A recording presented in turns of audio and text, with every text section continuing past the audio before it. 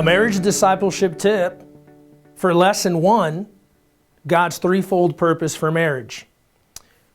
We focus on Genesis chapter 1 as we look to pull from Genesis 1 why God created marriage. One of the things you want to focus on as a facilitator is take a moment, press pause, and identify what it says in verse 26. In verse 26, God has not created man and woman. In verse 26, God has not yet released man and woman to fulfill their purpose, but rather there's a conversation taking place. All too often, we look at Genesis 1:26 and we begin to develop a doctrine of the Trinity.